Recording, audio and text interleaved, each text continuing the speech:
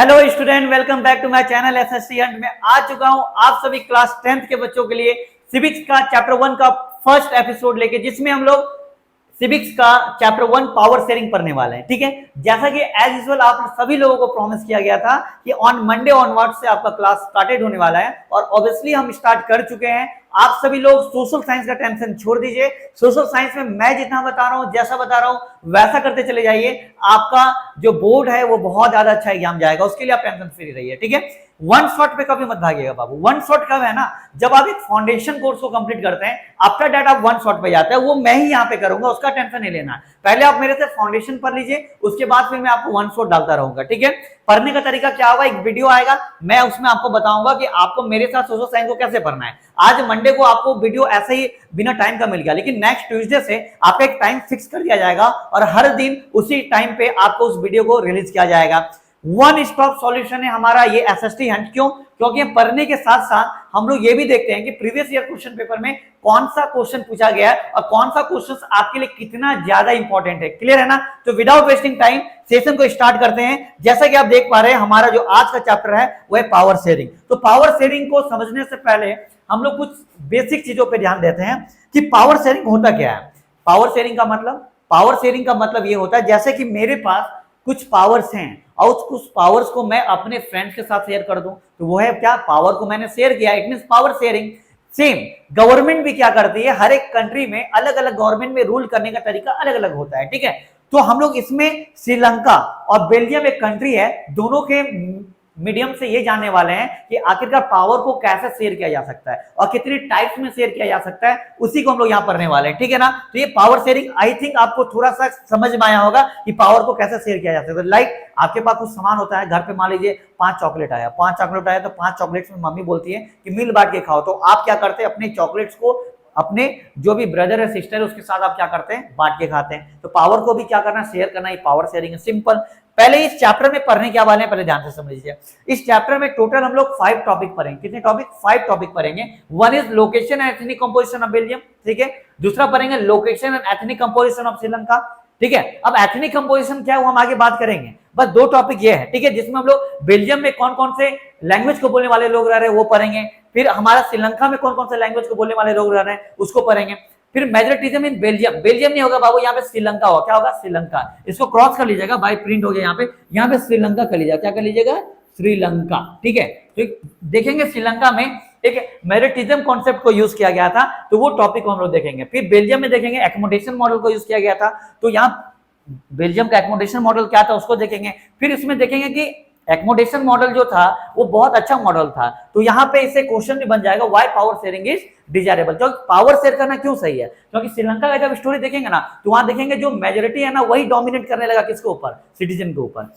वहां पे वही देखेंगे बेल्जियम में कि नहीं, वहां की सरकार क्या देखी, जो पावर है ना वो हर एक एथनिक ग्रुप को क्या करी, शेयर करी। तो कहीं ना कहीं पावर शेयरिंग अच्छा है, तो इसलिए यहाँ पे क्वेश्चन राइज होगा। लास्ट में फिर हम लोग ये देखेंगे कि पावर को कितने तरीके से शेयर किया जा सकता है, उस पर बात करेंगे। बिलीव करिए आपका चैप्टर 1 और चैप्टर 2 जो है ना वो एक फुल टॉस गेंद की तरह है आपके एसएसटी में। अगर इसको आप ध्यान से समझ गए, क्वेश्चन टैकल कर लिए, मेरे साथ पूरा वीडियो देख लिया, तो कोई टेंशन मत लीजिए, सारा चीजें आपका सॉर्ट आउट हो जाएगा। क्लियर है ना? चलिए विदाउट वेस्टिंग टाइम हम लोग चैप्टर 1 या टॉपिक 1 को स्टार्ट करते हैं, location and ethnic composition of Belgium. ये दोनों जो टॉपिक है उसको हम लोग साथ में देखने वाले हैं। ठीक है, चलिए पहले हम लोग जानते हैं कि ये हमारा पूरा वर्ल्ड मैप है।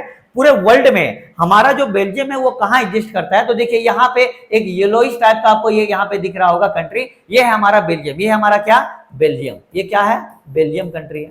तो बेल्जियम कहां हो गया बाबू, कहां हो गया, यूरोप में। कहां हो गया, यूरोप में। यानी लोकेशन समझ में आया, बेल्जियम का कहां पे, यूरोप में। एक चीज याद ध्यान में रखिएगा, अब बेल्जियम के बगल में देखिएगा ये बहुत सारे कंट्री से अपना बॉर्डर से, देखिए फ्रांस यहाँ पे दिख रहा होगा, जर्मनी यहाँ पे दिख रहा होगा, नीदरलैंड यहाँ पे दिख रहा होगा, है ना। तो यानी ये बहुत सारे कंट्री से अपना बॉर्डर भी क्या करती है, शेयर करती है। ठीक है ना? तो चलिए सबसे पहले हम लोग को ये जानना है कि ये जो आपका ये दिख रहा है ये पूरा आपका क्या है, बेल्जियम का मैप है, किसका? बेल्जियम। तो पहले हम लोकेशन का, किसका बात करेंगे? लोकेशन का। देखिए इस पीपीटी में लोकेशन वाले चीजों को ऐड नहीं किया गया क्योंकि वो थ्रू आउट अब याद करेगा, लेकिन हम यहाँ सारा लिख दे रहे हैं और यही आपका नोट्स है और ये आपको टेलीग्राम चैनल पे मिल जाएगा। आप टेलीग्राम चैनल को ज्वाइन कर लीजिएगा, हमारे डिस्क्रिप्शन पे लिंक रहेगा, उस डिस्क्रिप्शन से आप क्या कर सकते हैं, टेलीग्राम में ज्वाइन कर सकते हैं। ये सारा पीपीटी आपको वहां फ्री का एक्सेस मिल जाएगा, ठीक है। तो पहले हम लोग यहाँ पे लोकेशन को जानते हैं बेल्जियम का, ठीक है। चलिए लोकेशन में क्या है कि ये यूरोप में, कहां पे बाबू? यूरोप में है। पहला क्या है?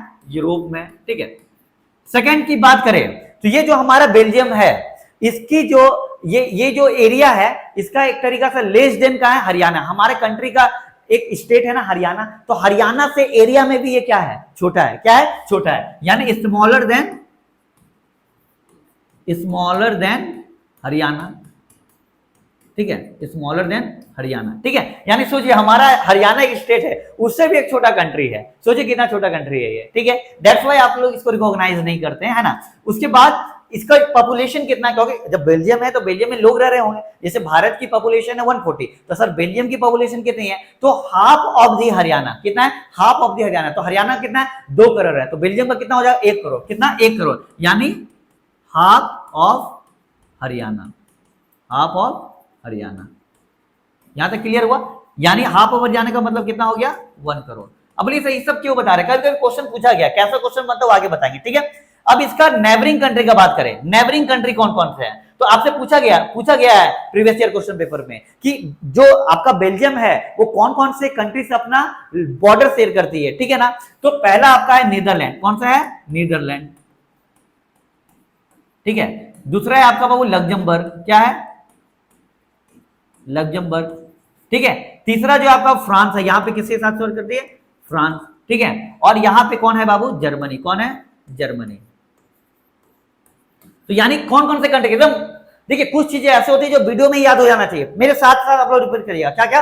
फ्रांस, जर्मनी, नीदरलैंड और लग्जमबर्ग। फ्रांस, जर्मनी, नीदरलैंड और लग्जमबर्ग, खत्म। यानी 4 आपका याद हुआ, चारों का यही टेंशन खत्म करिए। बहुत बार रिपीट हुआ, 1 मार्क्स का क्वेश्चन आप ऑन वीडियो आपको याद हो गया। यहां तक क्लियर है? चलिए अब हम लोग बात करते हैं बाबू कि ये तो हो गया लोकेशन। ये क्या हो गया हमारा? लोकेशन। जैसे कि बात किए थे location and ethnic composition of Belgium बात करेंगे, तो लोकेशन हमारा कंप्लीट हो गया। अब देखते हैं कि बेल्जियम में कौन कौन से एथनिक कंपोजिशन के लोग हैं, ठीक है। तो एथनिक कंपोजिशन का मतलब क्या? तो एथनिक कंपोजिशन को समझने से पहले एथनिक को समझना। एथनिक का मतलब क्या होता है बाबू? कि एथनिक का मतलब है, मान लीजिए जैसे कि यहाँ एक ग्रुप है, ये जो ग्रुप है वो एक सेम कल्चर को फॉलो कर रहा है और सेम लैंग्वेज को फॉलो कर रहा है, तो इसका क्या होगा? एथनिक कंपोजिशन, एथनिक ग्रुप क्या होगा? सेम होगा। फिर उसी तरह अलग एक ग्रुप है, उसका कल्चर अलग है, वो अलग अलग लैंग्वेज को बोल रहा है, यानी वो एक अलग एथनिक ग्रुप होगा। समझे कि नहीं? तो इट मींस क्या है कि ethnic is a social division based on shared culture. People belonging to the same ethnic group believe in their common descent because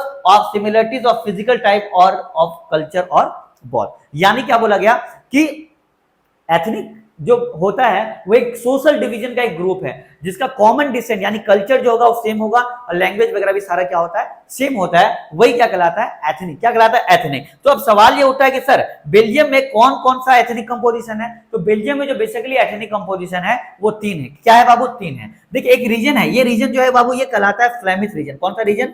Flemish, ठीक है। ये जो रीजन है ये आपका कहलाता है बाबू वेलोनिया। कौन सा रीजन? वेलोनिया, ठीक है। चलिए ये वेलोनिया रीजन है। तो फ्लेमिश रीजन में 80% जो लोग हैं, सॉरी 80% हम बोल रहे हैं, हाँ ये हो गया Flemish region.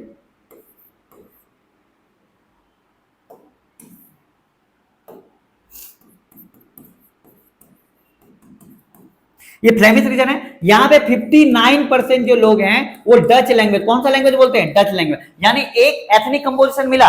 It means in Belgium in Flemish region there is 59% people who speak Dutch language, okay. In Wallonia region 40% of the people speak French language. Which language? French. यानी 59 प्लस 40 कितना हुआ? 99, बचा 1%। It means 1% of the people जो है 1% जो है वो कौन सा लैंग्वेज बोलते हैं?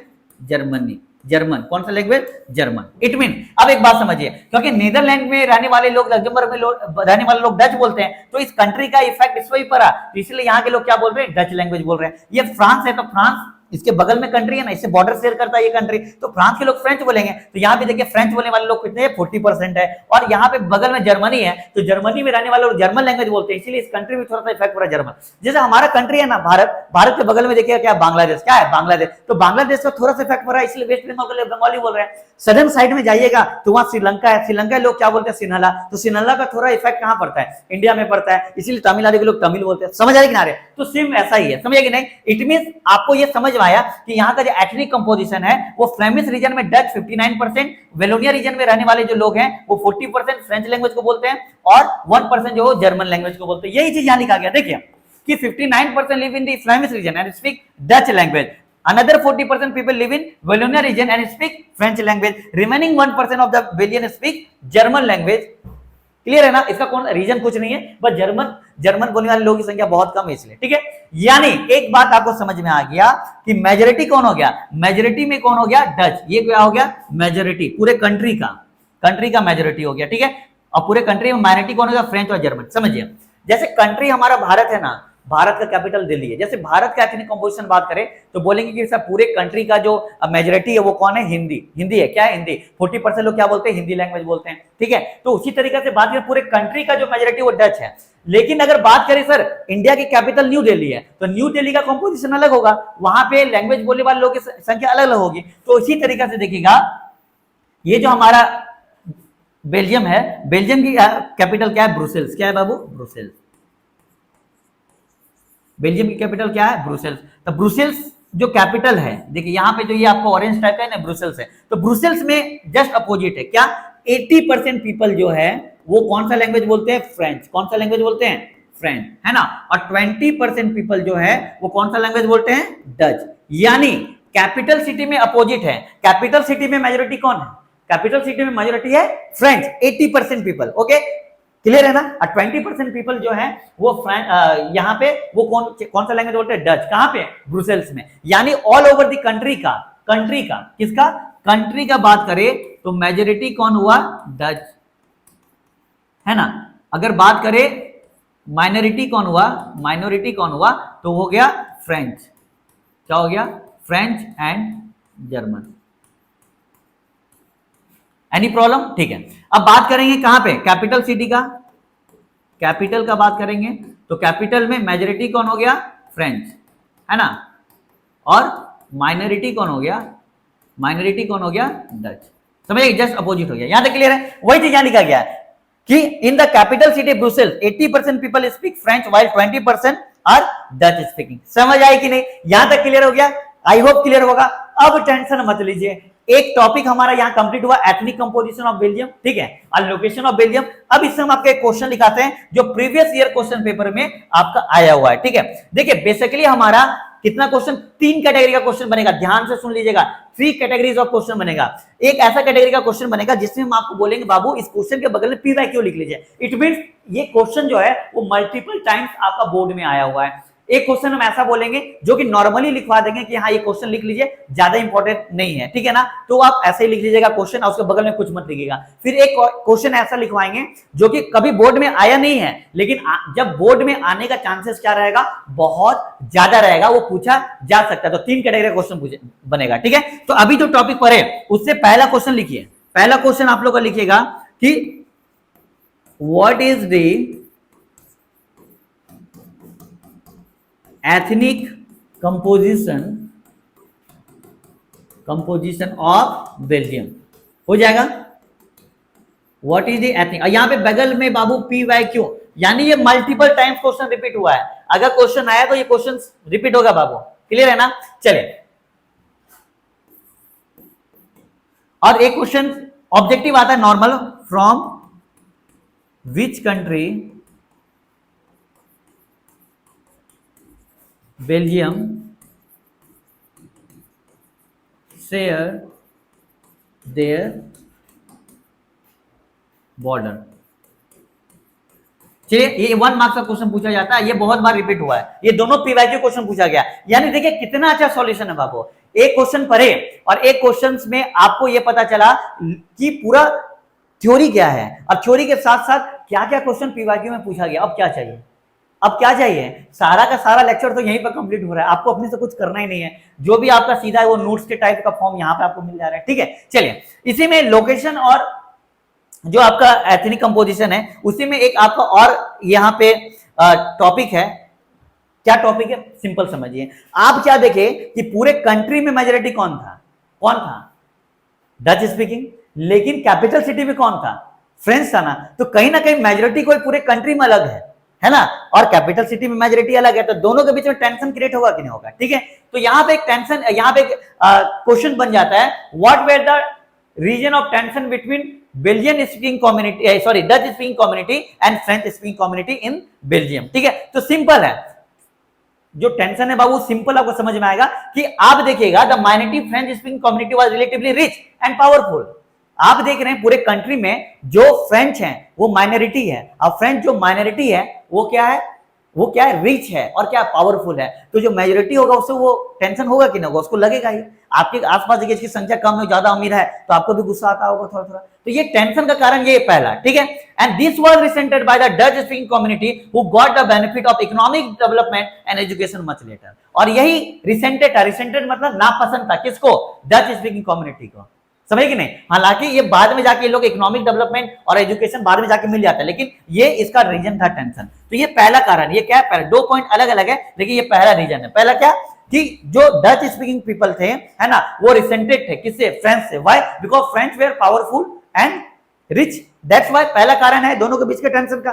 दूसरा, सेकंड जो कारण है, रीजन है, the tension between the two communities was more acute in Brussels में और ज्यादा था। क्यों, because Brussels presented A special problem, the Dutch speaking people constitute A majority in the country but A minority in the capital. आप देख रहे हैं पूरे कंट्री में सबसे बड़ा टेंशन ये है, पूरे कंट्री में जो डच है वो मेजोरिटी में है, लेकिन कैपिटल में क्या है, माइनॉरिटी। तो दो प्रॉब्लम समझ में आया, तो यही कारण था, रीजन था टेंशन। तो ये आपसे क्वेश्चन बन सकता है, यानी आज का जो क्लास है उससे आपको 3 क्वेश्चन याद रखना है, और 3 क्वेश्चंस में अगर इसके अलावा कोई क्वेश्चन आया ना तो आप जो बोलिएगा वो हो जाएगा। समझ आएगी ना, यानी ये 3 क्वेश्चन बस, और वो आप समझे हुए हैं, रट्टा नहीं मारे हैं, समझे हुए हैं। ठीक है, तो यहां से क्या क्वेश्चन बनेगा, देखिए, what were the reason of tension between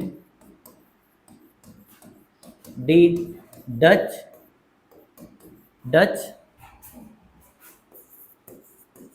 speaking people and French speaking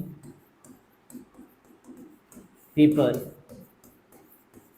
in Belgium। ठीक है, इसमें आपको क्या कर लेना है, इंपॉर्टेंट लिख लेना है। ये क्वेश्चन अभी तक आया नहीं है बाबू, ये कभी भी क्वेश्चन रिपीट हो सकता है, फिर आप सोचेगा बाबू ये क्वेश्चन आया कहां से। ठीक है, तो इसी के साथ हमारा पहला टॉपिक कंप्लीट हुआ। ठीक है, हमारा पहला टॉपिक कंप्लीट हुआ। एक शॉर्ट रिकॉल लेते हैं कि क्या क्या पढ़े हम लोग। चलिए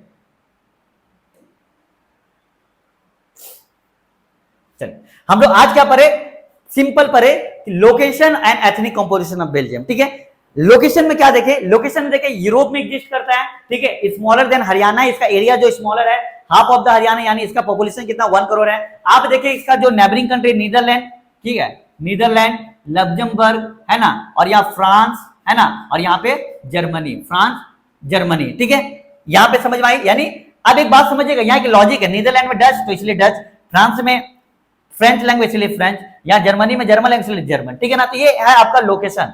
ethnic composition, 59% of the people lives in the Flemish region who speak Dutch language, 40% of the people live in Wallonia region who speak French language, and 1% speak German language. Okay, and in capital city Brussels, 80% of the people speak French language and 20% speak people Dutch language. यहाँ तक clear है। इसका capital कहाँ है बाबू, Brussels है। Clear है ना। चलिए, इसके बाद हम लोग बात किए थे कि एथनिक क्या है, वो तो हम बात कर लिए। उसके बाद हम लोग रीजन ऑफ टेंशन का बात किए। इसी के साथ हमारा फर्स्ट वीडियो यहीं पर कंप्लीट होता है। आप अपना फीडबैक जरूर दीजिएगा बाबू कमेंट सेक्शन में, अगर जो भी बच्चे वीडियो देख रहे हैं, और अपने फ्रेंड्स के साथ जरूर शेयर करिएगा, क्योंकि फीडबैक दीजिएगा कमेंट में ना, तभी हमको पता चल पाएगा कि आपकी क्या डिमांड्स हैं। ठीक है, या कोई क्वेश्चंस भी है, क्वेरीज भी है, आप कमेंट में डालिए, और इसका जो पीडीएफ है वो आपको टेलीग्राम में मिल जाएगा। इसी के साथ मैं Pranshu Kumar, best of luck all of you.